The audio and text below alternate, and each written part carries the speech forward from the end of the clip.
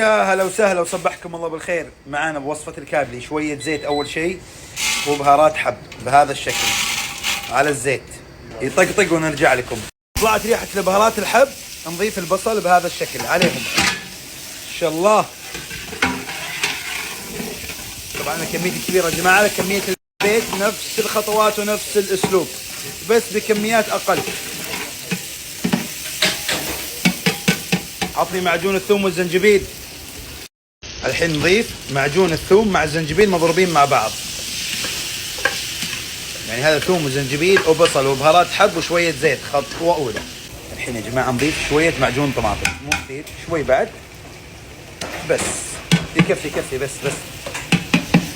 بهذا الشكل وعليهم إلى ما تطلع ريحته معاهم. هذا كله في قاعدة الكابلي من تحت، من ألذ ومن أجمل الوصفات.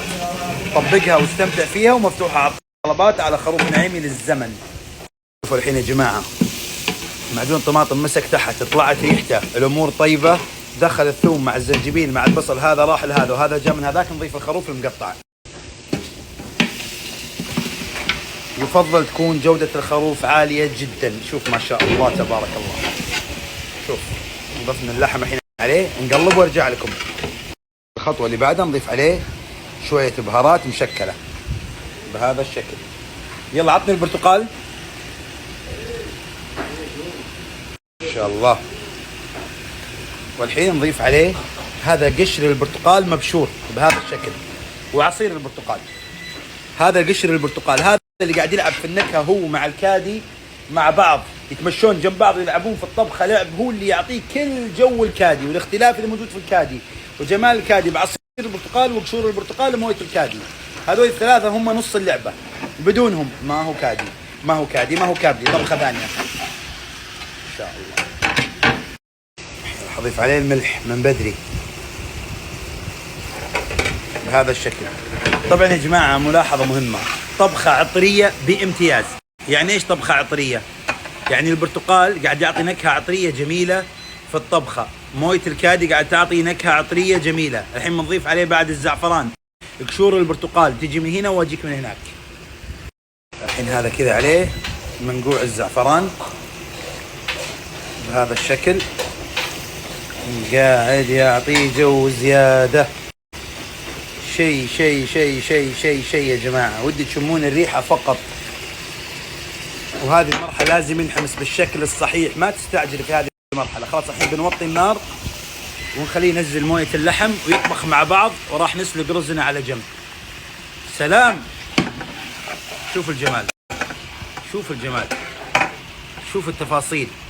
والحين راح ازيد عليه خلاص زيادة موية الكادي بهذا الشكل. ما يكفي اللي اضفته، راح اضيف عليه زيادة. يا الله المنظر الحالة يا جماعة قصة. هذا الكادي زيادة. سلام. شوي كذا طماطم فريش على الوجه دي يا جماعة. شوفوا تفاصيل الحمسة عشان ايش تعرف انك ماشي صح. شوف شوف اللحم كيف قاعد ينحمس وياخذ النكهات، مو تقلب قدرك كأنه شوربة. لازم تحمس اللحم كذا حرارة عالية قاعد ياخذ حقه. شوف هذه التكنيك وهذه التفاصيل مهمة جدا جدا جدا.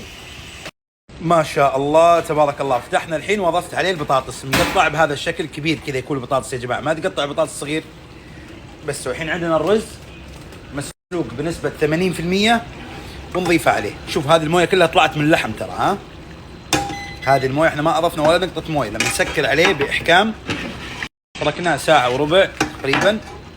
خلاص الحين بنضيف الرز نص ساعة 40 دقيقة وجاهز الكابلي للزمن. شوف الجمال بس ودك تطب جوا. والحين كذا خلاص نضيف الرز مسلوق بنسبة 80% ونواسيه عليه كذا. الرز مشخوض ها مع بهارات حب وملح فقط وعليه. الحين بنضيف الزعفران، منقوع الزعفران مع موية الكادي على الوجه.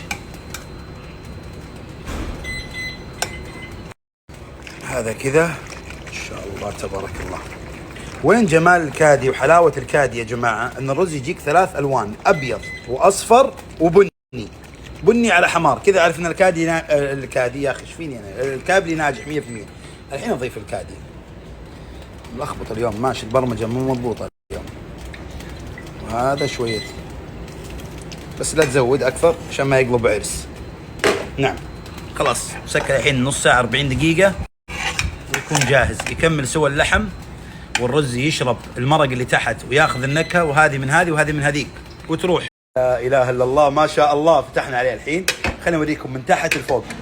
ما شاء الله تبارك الله. شوف شوف شوف لحظه وقف وقف وقف وقف. ايش قاعد اقول لكم؟ كيف تعرف ليش هالبخار؟ كيف تعرف ان الكابلي ناجح 100%؟ اذا لقيت رز اصفر رز ابيض وبعدين تنزل للبني على الحمار، اعرف ان الكابلي. شوف شوف شوف شوف شوف شوف شوف هذه الالوان اللي اقول لكم عليها. دقيقه هنا يا جماعه نعرف مستوى نجاح الطبخه في الكابلي. لا اله، شوف اللحم كذا طلع معانا ذايب. 1 2 3 كذا الكابلي على الاصول صح 100%. لا اله الا الله. شوف هذه من تحت طلعتها اللحمه، تجيك معها شويه شحمه كذا. لا اله الا الله. شوف الالوان، الرز اللي من تحت اللي شارب المرق على حبه. لا جيب هذه معاك في الطريق بتروح. ريحه الكادي على البرتقال، على درجه استواء اللحم، على الرز، على جمال الطبخه، شفتوها كده يقدر يطبقها ومفتوحه على الطلبات. متعه.